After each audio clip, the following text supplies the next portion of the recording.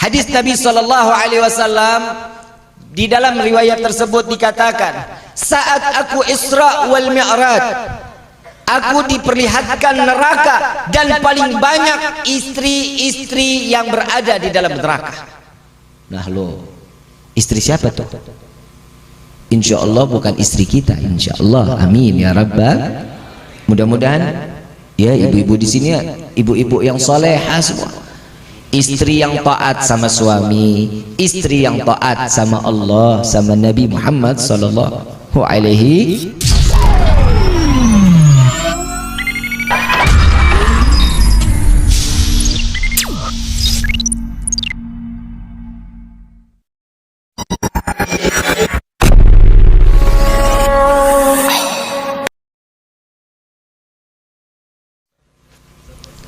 Bib, saya pengen ngizinin suami saya nikah lagi, tapi sakitnya Bib, ya Allah Bib, saya nggak bisa dimadu Bib, kalau gitu digula. Nih Iman kayaknya lagi cari ancang-ancang nih Iman nih. Ini kayaknya pelaminan pertama 3 bulan, pelaminan kedua. Kenapa sih yang setiap perempuan ini nggak terima kalau suaminya nikah lagi? Kenapa? Karena jaminannya surga. Syaitan akan membisikkan, nggak boleh, jangan, woi enak aja, ntar dibagi 2, rezeki lo kurang, ntar uang make up lo berkurang, uang dandanan lo, uang semuanya berkurang, cintanya ntar dibagi, dia lebih cinta sama yang kedua karenanya lebih semok. Kan begitu tuh, ibu udah dia ngomong bahaya. Tapi apa diteruskan oleh Allah Subhanahu wa taala di dalam firman-Nya? Jika satu mencukupi, kata Allah, di dalam syariat, di dalam ketentuan hak kepada laki-laki, nggak boleh, cukup satu. Alhamdulillah, lega napas Bib. Tuh Pak, denger tuh Pak tuh. Nah sekarang saya juga mau ngasih juga amanah buat ibu-ibu. Kenapa saya banyak nasihatin perempuan? Karena demi Allah, demi Rasulullah, perempuan zaman sekarang yang namanya istri sama suami berani banget. Betul nggak? Melotot sama suami, pulang telat dikit ngoceh sampai subuh. Betul begitu? Betul. Saya ngomong banyakin perempuan ini kenapa? Karena di neraka itu paling banyak apa? Laki-laki apa perempuan? Karena nggak ngizinin suaminya kawin lagi. Kembali lagi ke situ. Satu ibu udah pulang, mulai gerah ngedengerin suami kawin lagi. Dikit lagi juga emak-emak pada pulang nih. Terusin ya, terusin ya. Di neraka paling banyak apa? Perempuan. Apa di dalam kitab Duratun Nasihin, hadis Nabi Shallallahu Alaihi Wasallam, di dalam riwayat tersebut dikatakan, saat aku Isra wal Mi'raj, aku diperlihatkan neraka dan paling banyak istri-istri yang berada di dalam neraka. Nah lo, istri siapa tuh? Insya Allah bukan istri kita, insya Allah, amin ya Rabbal. Mudah-mudahan ya ibu-ibu di sini, ibu-ibu yang solehah semua, istri yang taat sama suami, istri yang taat sama Allah, sama Nabi Muhammad sallallahu alaihi wasallam. Yang pertama Siti Fatimah. Kenal Siti Fatimah? Putri tercinta Nabi Muhammad sallallahu alaihi wasallam.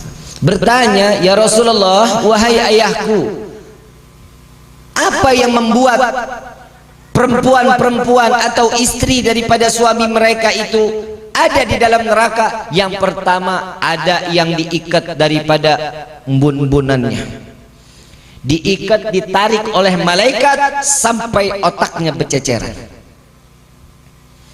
Dan yang kedua, ada yang terikat daripada payudaranya, ada pula yang memakan daripada jasadnya sendiri, ada yang membongkar isi perutnya, makan usus-ususnya, dan ada juga kalajengking, ada juga yang namanya kelabang masuk daripada kemaluannya sehingga keluar dari duburnya, hancur isi daripada perutnya.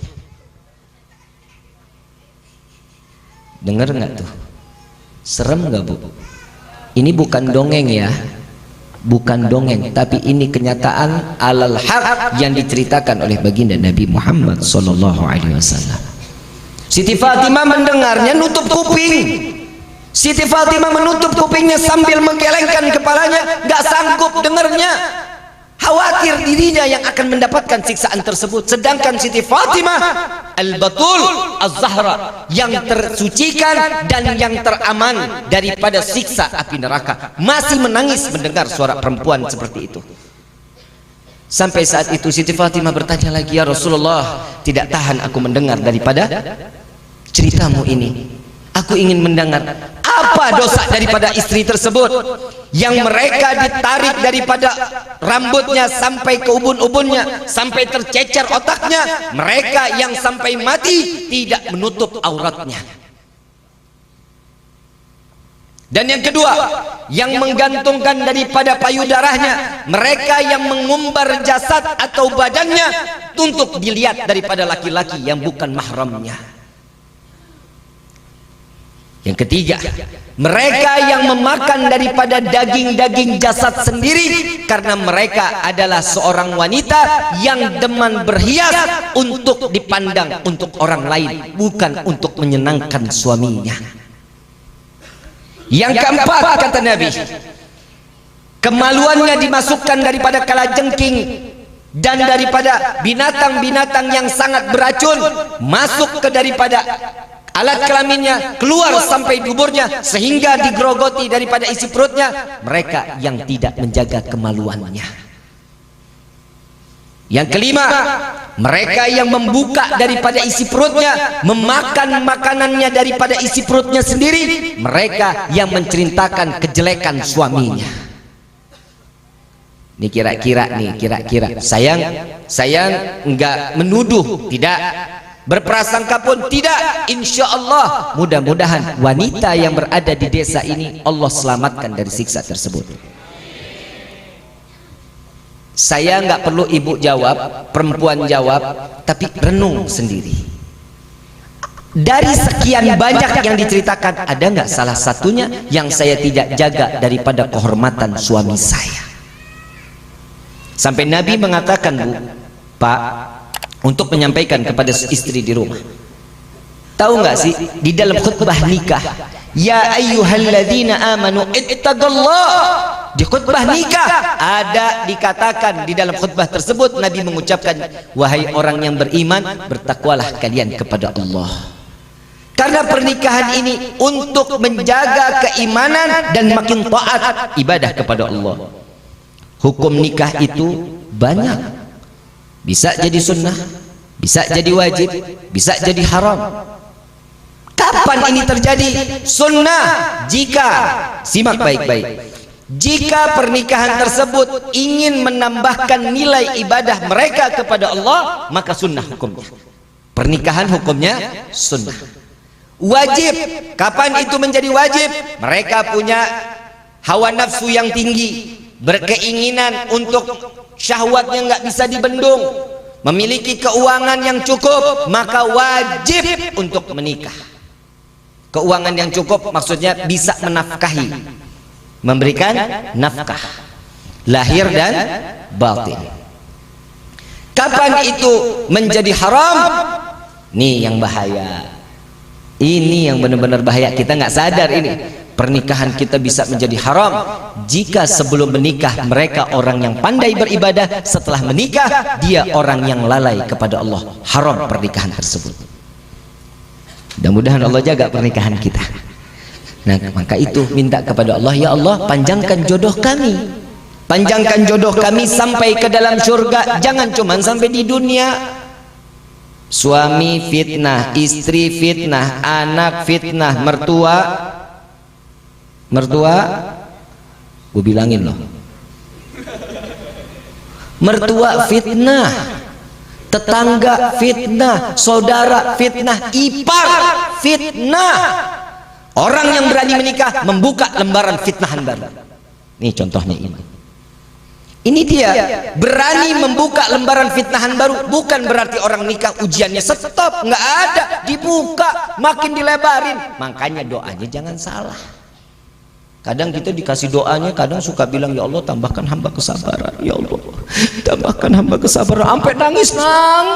Kenapa? Ujian terus, Bib, nggak selesai, ujian lagi, terus minta sabar. Iya, pantesan, karena diminta sabar, ujiannya lagi. Sabar lagi, uji lagi, terus sampai di mana batas kesabaran? Mintanya jangan minta sabar. Mintanya apa? Ya Allah, selesaikan permasalahanku selama di dunia sampai di akhirat. Itu doanya. Ini doanya, ya Allah minta sabar, besok diuji lagi, nggak kelar-kelar ya Allah. Ya doanya salah. Ya minimalnya doanya Rabbana atina fid dunya wa fil akhirati. Kan minta kebaikan, minta diselamatin, itu doa yang mustajab.